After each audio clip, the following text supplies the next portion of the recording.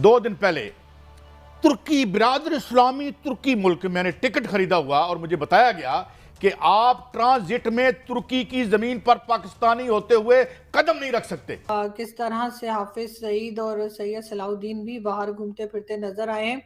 ये मेरी इज्जत हुई। वजीर खारजा साहब, आजकल आप इंटर्नशिप कर रहे हैं वजारत उज़्मा के लिए, माशाल्लाह माशाल्लाह। आप अपने उसको फोन करेंगे काउंटर पार्ट को तुर्की में कि पाकिस्तान के लोगों की ये इज्जत है कि मेरा वीजा लगा हुआ है और मैं तुर्की की सरजमीन पे पाँव नहीं रख सकता। KFATF में क्योंकि आना जाना लगा रहता है, सुना से पहले भी 3 बार जा चुके हैं हम और ये चौथी बार था, तो शायद एक आदत सी पड़ गई है हमें। मुझे बताएं क्या क्या आपने हशर कर दिया इस मुल्क के लोगों का और मेरे ग्रीन पासपोर्ट का कि हम जूते खाते हैं। क्या माइंड बन गया जी, मोदी पता नहीं क्या है, मोदी टेररिस्ट है, मोदी ने मुसलमानों के सर काट दिए हैं, मोदी ने मुसलमानों को कत्ल कर दिया। इनका दिमाग इससे हटता नहीं है। अभी थोड़ा सा आप देखें कि दुनिया मोदी को क्या कह रही है। देखिए, मेरा ख्याल है जब से पार्टीशन हुआ है 1947 से, तब से शायद हम अपने अंदर वो कॉन्फिडेंस ला ही नहीं पाए जो किसी कंट्री को क्रिएट करने के बाद आना चाहिए। आप अमेरिका के जो गुलाम हैं, जो उसके हम कमीशन एजेंट बने हुए हैं।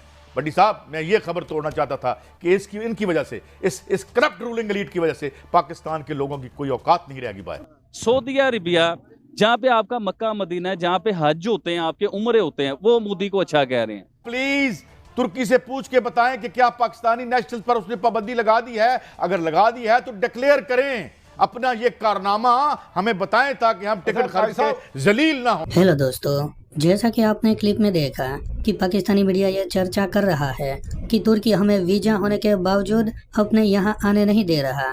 तुर्की ने पाकिस्तानी टूरिस्ट पर रोक लगा के रखी है क्योंकि पाकिस्तानी तुर्की में जाकर बहुत बुरा व्यवहार करते हैं, जिसकी वजह से कोई भी मुल्क पाकिस्तानियों को अपने यहाँ आने नहीं दे रहा।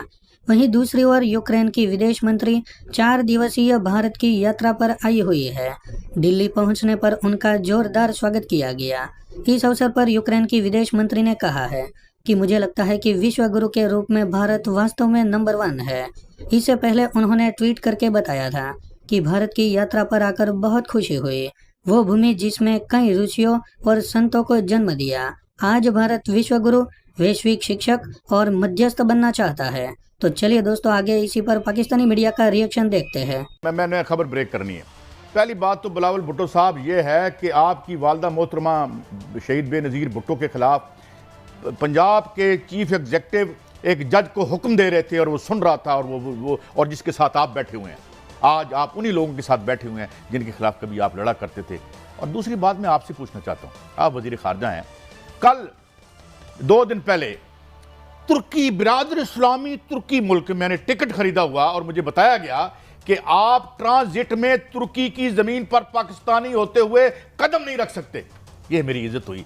वजीर खारजा साहब, आजकल आप इंटर्नशिप कर रहे हैं वजारत उज़्मा के लिए, माशाल्लाह माशाल्लाह। आप अपने उसको फोन करेंगे काउंटर पार्ट को तुर्की में कि पाकिस्तान के लोगों की ये इज्जत है कि मेरा वीजा लगा हुआ है और मैं तुर्की की सरजमीन पे पाँव नहीं रख सकता।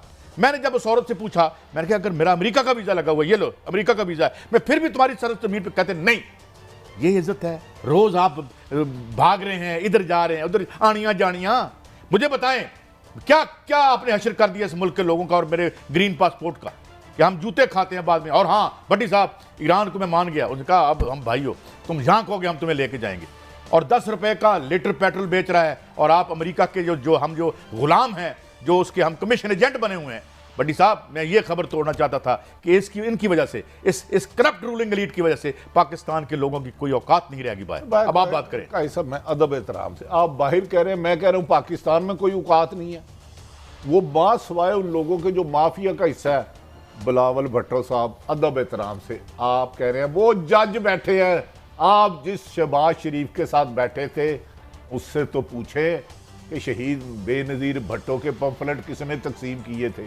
कम से कम इतनी जुर्रत करे अखलाकी अपने आप को। कौन था, किसका मुलाजिम था? अमेरिका में किताबें लिख रहा है आजकल कि मेरे बाप की जबान क्यों काटी, ये जो क्यों कटी है। और मुझे हैरत है कि घबराते नहीं यहाँ पे KFATF में, क्योंकि आना जाना लगा रहता है, सुना से पहले भी 3 बार जा चुके हैं हम और ये चौथी बार था, तो शायद एक आदत सी पड़ गई है हमें कि हम इस तरह के लोगों को सपोर्ट भी करते हैं और उसके बाद घबराते भी नहीं है, और इस बात से भी कोई नहीं डर रहा कि अगर एफएटीएफ में फिर चले गए, क्योंकि पहले ही आदत हो चुकी है आने जाने की, और फिर कह देंगे कि जी साजिश हो रही है, सिर्फ हम ही को क्यों करते हैं, बाकी लोगों को क्यों नहीं देखते, फिर इस किस्म की बातें शुरू हो जाएंगी। अच्छा, एक चीज़ मुझे बड़ी हैरान कर रही है और वो ये है कि दिफ़ा के लिए अगर ये लोगों ने ही दिफ़ा करना है तो बाकी ये हमें चीज़ें करने की फिर ज़रूरत ही नहीं है। फिर अफ़गानिस्तान बॉर्डर पे काफ़ी हालात ख़राब होते रहते हैं, फिर ठीक हो जाते हैं। वहाँ पे भी इन लोगों को भेजा जाए या इस तरह के और लोगों को भी, और वो ये थ्रेट कर रहे हैं। वैसे तो वो धमकियाँ लगाई उन्होंने इमरान खान नियाज़ी को, वो भी मतलब इनसे कुछ कम नहीं है। अपनी कुर्सी और उसके लिए वो भी कुछ करने को भी तैयार रहते हैं हर टाइम। ये उनका भी तो बड़ा ट्रैफिक रिकॉर्ड है इस हवाले से। लेकिन हम ये सोचते नहीं है कि भाई दुनिया के सामने दिफा आपका, डिफेंस आपका ये लोग नहीं कर सकते भाई। उसके लिए आपको क्वालिफाइड लोग चाहिए, बहुत अच्छी डिप्लोमेसी चाहिए, बहुत अच्छी इकोनॉमी चाहिए, तो तब जाके आप किसी के सामने बात करते हैं और आप कहते हैं, वो कहते हैं जी न्यूक्लियर पावर है और न्यूक्लियर पावर के खिलाफ बड़ी साजिशें हो रही है। मैं ये नहीं कहता कि दुनिया के किसी मुल्क के खिलाफ साजिश नहीं होती या पाकिस्तान के खिलाफ नहीं होती, यहां तक मैं बात मानता हूं। बट द थिंग इज कि उसको डिफेंड करने का तो एक तरीकाकार होना चाहिए ना। पहले तो हमें अपने हालात को बेहतर करना है, उसके बाद बाकी चीजें हम दुनिया को देख लेंगे। फिर मतलब जवाब हम दे सकते हैं, अगर हमारे जेब में कोई 10-15 रुपए होंगे, 10-15 डॉलर आएंगे पड़े रहेंगे तो। देखिए, मेरा ख्याल है जब से पार्टीशन हुआ है हम्म, 1947 से, तब से शायद हम अपने अंदर वो कॉन्फिडेंस ला ही नहीं पाए जो किसी कंट्री को क्रिएट करने के बाद आना चाहिए। या हम हमेशा यही डरते रहे, पहले तो हमें यही लगता रहा कि भारत हमारा दुश्मन है, हमें कोई पसंद नहीं कर रहा।